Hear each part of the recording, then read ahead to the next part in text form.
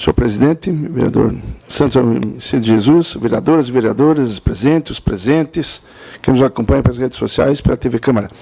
Primeiro, numa parte concedida pelo vereador Telmo, e disponha da parte se for necessário, o que eu coloquei sobre a questão de financiamento de empresários, sobre a questão do golpe militar e depois de financiamento da tortura, não sou eu que estou falando, é só acessar o site da Comissão da Verdade, né?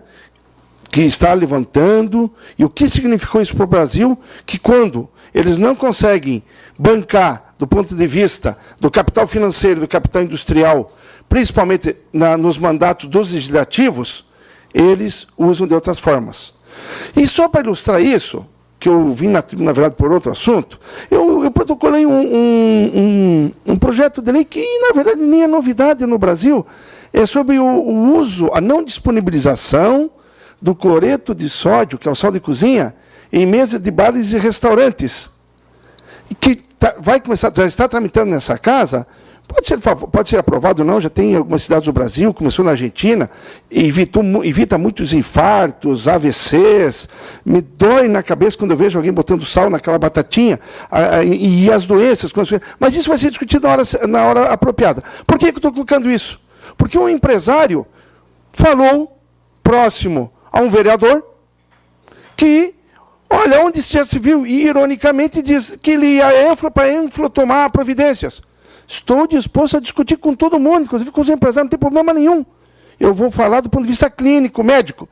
Tá? Inclusive com a Enflo, que eu respeito muito, sempre, as pouquíssimas vezes que fui lá, fui muito bem recebido, mas eles, no papel deles, a nossa Câmara no nosso papel.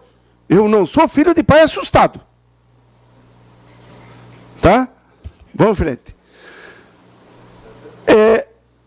Me impressiona determinadas coisas, como ela acontece, né? Antes disso, vereador Vino, o meu projeto de impacto de vizinhança continua ainda na SUSP. Se ele não puder tramitar por questão de origem de vício, mas eu quero que ele está nas nossas redes sociais, aí do nosso mandato, mas que é muito importante o projeto de impacto de vizinhança que eu protocolei no ano anterior. E ele reflete na cidade toda. Eu quero, pelo menos, que ele seja balizador da discussão de como se anda a questão do solo urbano na cidade. Tem muita gente que até me chama de galáctico. Não tem problema. Eu até gosto de estudar. Mas eu acho que essa questão do impacto de vizinhança é importante. Mas o que me traz à tribuna o que é? Impressionante como se golpeia a população. Ora, não querem permitir a ampliação da disputa política, da pluralidade de ideias, e, de uma maneira sorrateira, de um conselho desconhecido, a população começa a pagar muito mais caro o transporte coletivo na nossa região. Eu tenho aqui as portarias assinado pelo presidente do DTE, que coloca as planilhas... ficou ali na mesa. Só um minuto.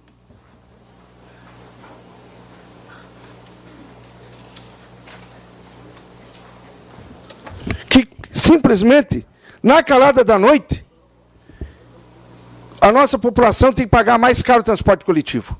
E essa questão do transporte coletivo é uma questão muito séria. Não é só a questão do direito de ir e vir.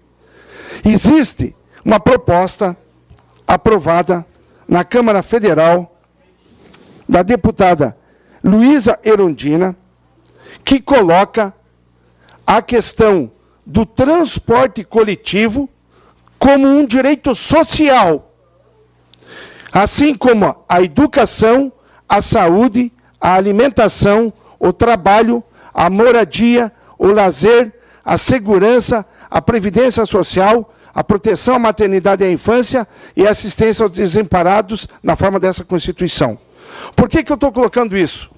Porque se não tomarmos uma mudança de rumo, que é onde o transporte coletivo, que agora vai estar no Senado, ele pare de ser um negócio e seja colocado como direito social, nós estamos inviabilizando nossas cidades.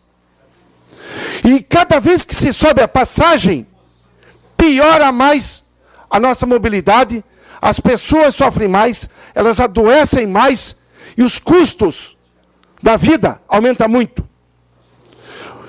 Existem já questões objetivas, a partir das manifestações que ocorreram no último ano. No Rio Grande do Sul, vereador Urbino, 200 mil estudantes aproximadamente, com renda per capita de até um salário mínimo e meio, 1,5 salários mínimos, que atinge 63 municípios da região intermunicipal, principalmente da Grande Porto Alegre, terão tarifa zero, já estão tendo, pago pelo Tesouro do Estado. E isso é importante entender. Por quê? Porque se nós não tivermos um transporte coletivo de qualidade, e a qualidade também passa por um direito social e não por um negócio, não haveremos de solucionar a questão das cidades. Eu tenho certeza daqueles que se sentiram roubados nos seus bolsos, que estão pagando, inclusive funcionários aqui da casa, familiares nossos que utilizam o transporte coletivo, cada passagem paga no final do mês é muito dinheiro que deixa de entrar para outras necessidades essenciais, vereador Sanderson, presidente. Nós temos que evoluir nessa questão do transporte coletivo. Eu tenho um estudo feito e, gente, na hora que eu posso, eu estudo, tá? Não vejo problema em querer estudar e saber um pouquinho mais. Né? Por quê? Porque tem um estudo do pessoal da Universidade Federal do Paraná, que, entre outras coisas, apontam 18 regiões metropolitanas no Brasil já configuradas, com mais de 1 milhão de habitantes, onde eles apontam a inviabilidade dessas regiões metropolitanas se nós não evoluirmos para a tarifa zero para trabalhadores e estudantes. Inclusive, quando eu falo 18, esse trabalho foi publicado algumas semanas antes do projeto mandado para a nossa Assembleia Legislativa, porque aqui haveremos de ter a 19ª região metropolitana. E, entre outros estudos feitos por Bandeira de Mello, pelo geógrafo já falecido, talvez um dos mais brilhantes intelectuais que esse país já teve, que foi Milton Santos, que colocam que, ao contrário das grandes cidades europeias, as cidades da Latinoamérica, marcadamente a do Brasil e da Argentina, elas foram moldadas para o quê? Para simplesmente atender o interesse do capital financeiro e do capital industrial. E se nós não entendemos essa lógica, essa dinâmica, nós estamos inviabilizando de vez o quê? A cidade. Esse estudo diz direito à cidade, da mobilidade urbana e a tarifa zero. Porque isso vai implicar em quê? Eu vejo gente reclamando da falta de água. Eu vejo gente reclamando da falta de luz. E por que isso acontece? Pelo uso inadequado do solo e das riquezas naturais. Na última sessão discorríamos sobre a questão da poluição das nossas águas, do desabastecimento. Por que o incentivo às transnacionais só dos automóveis? Se nós não tivermos a compreensão da necessidade que o transporte coletivo é um direito social, nós que estamos emprestando a natureza dos nossos filhos, dos nossos netos, dos nossos bisnetos, qual é o legado? Se fala muito legado ultimamente. Qual é o legado que nós deixaremos? Então, práticas essas como o DETER, como o seu conselho consultivo, que na calada da noite aumentou a tarifa para estudante, para trabalhador, não é só um desserviço. Ele é um descompromisso com a gestão pública, vereador Neriano Amaral.